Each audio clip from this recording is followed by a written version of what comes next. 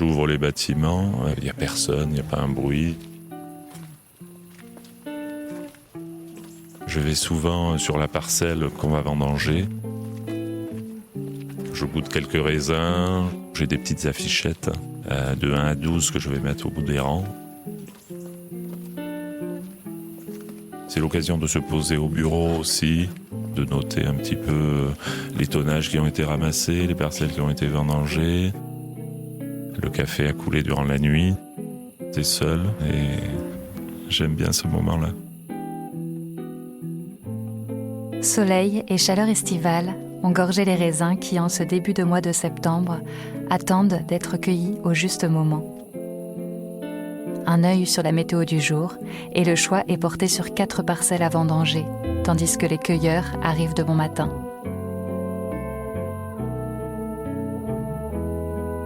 Un autre cheval.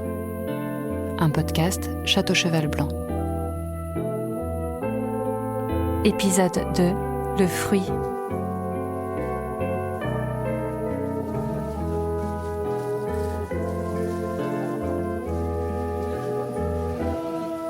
On a encore 20 minutes avant l'embauche et on a déjà quasiment la moitié de la troupe qui est là. Il fait encore nuit, c'est pas grave, ils sont là, ils discutent, ils attendent qu'on démarre. Nicolas Corporandi, chef de culture. Donc ça, c'est la zone vraiment viticole. On a tout le matériel viticole, les tracteurs, les remorques. C'est un petit peu excentré de la partie château-chai parce qu'il y a beaucoup de gros engins, effectivement, qui sont nécessaires. Tu vas bien? T'as bien dormi?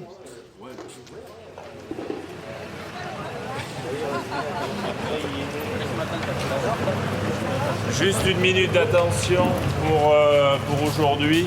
Donc on va faire la même chose, on va travailler que la matinée. Il fait encore très chaud cet après-midi. On finira à 12h30, à 13h, on verra selon l'avancement.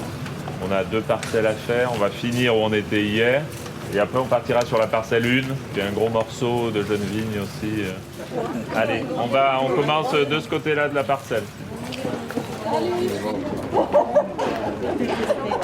Tu passes ta vie à être accroupi, à te pencher. Tu portes des seaux qui sont quand même très lourds. Et un seau, c'est à peu près 8 kilos. Une troupe comme celle-ci, on vendange 12 rangs à la fois. Et ces gens-là, ils arrivent à nous ramasser 20 tonnes de raisins dans la journée. Sachant qu'il y a 2 personnes par an, ça fait quand même des quantités de raisins. Tu rentres chez toi le soir, t'es fatigué, tu dors bien, il n'y a pas de souci. Je regarde la grappe si elle est bonne. Et puis voilà. Sylvie Garcia, vigneronne. Comme il n'y a pas beaucoup de feuilles, ça va vite à couper. Où placer le panier, comment tenir la grappe, où couper pour pas perdre de temps. Tout est optimisé en fait pour que ça aille très vite. Voilà. Surtout mettre la main en dessous et on coupe au-dessus pour pas se couper les doigts. On fait comme ceci. Hop. On leur donne des gants, bien entendu, pour qu'ils aient pas les mains qui collent. Les raisins sont très sucrés. Quand tu as ton seau, ton sécateur qui est plein de jus de raisin, tout colle, c'est assez désagréable. Et voilà, on fait en sorte de ne pas laisser de feuilles. Et puis voilà, on a un beau panier. Et là, c'est rien parce qu'il n'y a pas beaucoup de grappes. Maria Pascoal, vigneronne. Elles sont petites, mais quand elles sont belles, c'est un pied, ça remplit un seau de moment. Là, c'est différent quand même, il n'y en a pas beaucoup. C'est une plante, c'est pour ça. Elle est toute jeune encore. Elle ne donne pas beaucoup.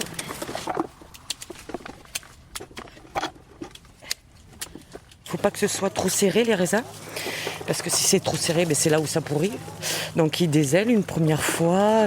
Il laisse au moins 2 ou 3 grappes par rameau. C'est assez aéré. Et pour l'instant, on n'a pas trouvé de pourri. C'est magnifique.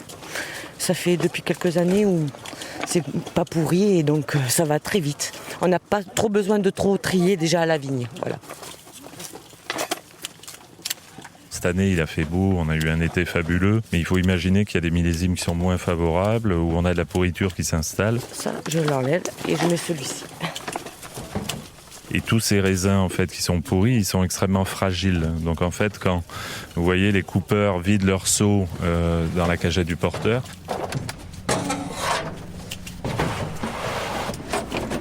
Voilà, il y a une action mécanique qui fait que la baie, elle va éclater. Et ça, on le veut absolument pas. Donc, que des raisins parfaitement sains dans la cagette, dans le seau. Et là, on est sûr qu'après, au tri, au chai, voilà, ça reste de la finition. Donc, ce travail à la vigne, il doit être très précis. Ouais. Se dépêcher sans aller trop vite, quoi. C'est ça l'équilibre de l'agriculture. Bon, bah là, une alors. Oui. En haut. Et c'est un peu plus chargé là-bas ou pas? Je m'en rappelle plus. Je sais plus. Oui.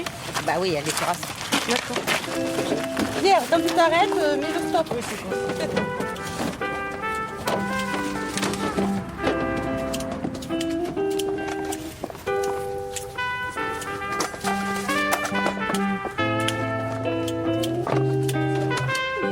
Bien sûr.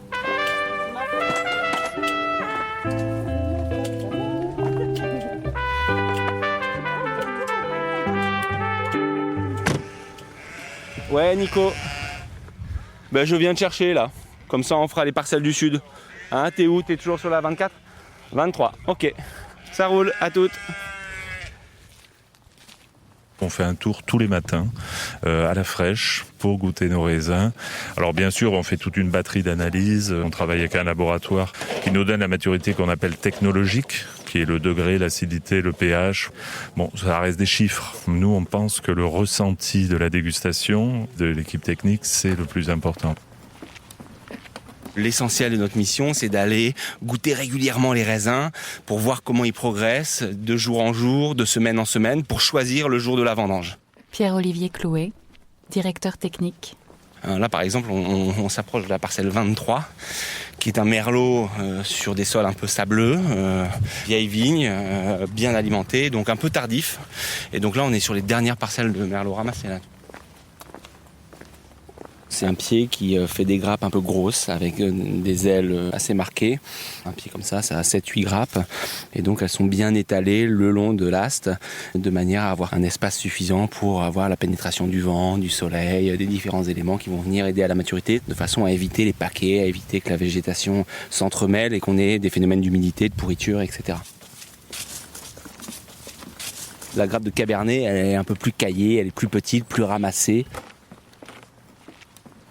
En fait, l'idée, c'est d'arracher une baie sur la grappe, de la mettre dans la bouche et de la croquer. Et on va juger donc du croquant de la pellicule, mais aussi de la nature de la pulpe. Il y a 2 ou 3 pépins au milieu de la baie. Et en fait, il faut que la pulpe, quand vous croquez la baie, soit assez lâche, qu'il n'y ait pas des grumeaux. Quand elle est encore agglomérée sur les pépins, ça veut dire qu'on n'est pas à maturité optimale. Quand elle est fluide, que les pépins se libèrent facilement, là, vous êtes sur une très belle maturité. Ce qui est intéressant, c'est de se rappeler comment elle était hier, il y a 2 jours, il y a 5 jours, il y a 6 jours. Regardez un peu la météo. Cet après-midi, ils annoncent 36 degrés. On ne peut pas imaginer que 36 degrés, le raisin en sorte comme si c'était rien passé. Donc il faut aussi intégrer que tu es en train de cuisiner avec un feu vif, quoi. Et que toi, tu peux pas la régler, ta gazinière. Chaque après-midi, il mûrit. Donc dès qu'on sera sur la facette fraîche qui nous intéresse, on va se jeter sur le raisin, on rentre ça dans le chai, on le met à l'abri et on fige cette facette parce qu'elle nous intéresse comme ça. La troupe est en train d'entasser les cagettes sur le tracteur. Là, c'est la fin du rang, donc je prends tout. Et après, je vais recharger au camion, au tracteur.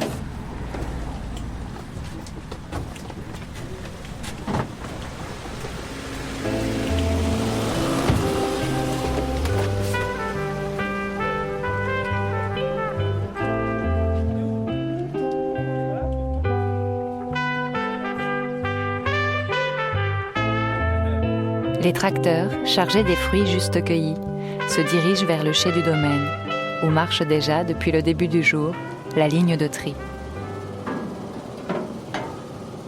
Les tracteurs arrivent, chaque palette de raisin va être pesée. Carole André, maître de chai. Ces palettes vont rester 24 heures au froid. C'est assez joli là, hein. Ils ont changé les grappoirs cette année. C'est vrai que c'est bien pour voir les grappilles, les petits vers, tout ce qu'il faut enlever, les feuilles. Les grains du merlot sont plus gros. Ça, c'est du cabernet franc. Et c'est vrai que les grains sont beaucoup plus petits. On débarrasse les graines noires, des herbes qui restent, des petites bêtes, Il y a beaucoup d'araignées, d'escargots et de pince-oreilles. L'érafloir va séparer la partie verte, qu'on appelle les rafles, des petites baies. Et les baies, quant à elles, vont arriver au tri sur baie. Ici, la machine équilibre pas forcément bien le raisin, donc nous, on l'aplatit. Ces petites baies, quand elles ont été correctement triées, elles vont repasser à nouveau par une autre girafe qui va les faire remonter jusqu'à une machine qui s'appelle un fouloir, qui va éclater la baie. De cette manière-là, le jus ne reste pas emprisonné, tout en gardant la peau. Pour les rouges, on garde tout. Et ce raisin va descendre par gravité, donc il va tomber dans la cuve.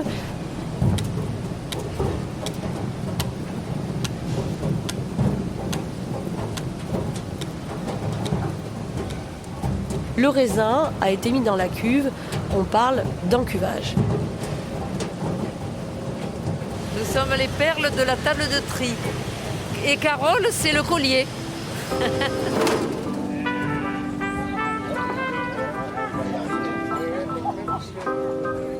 C'est tout ce qu'on ramasse là, on ne goûte plus les raisins là. Moi j'en ai mangé 40 kilos là, en 15 jours, je peux plus les voir en photo. Non, là le programme il est fixé, donc on va goûter en salle de dégustation par contre. Là il y a tous les jus qui fermentent, là il y a une grosse dégustation.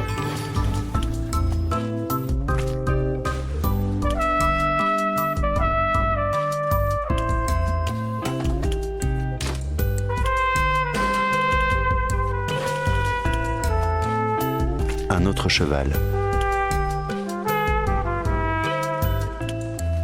Un podcast Château Cheval Blanc.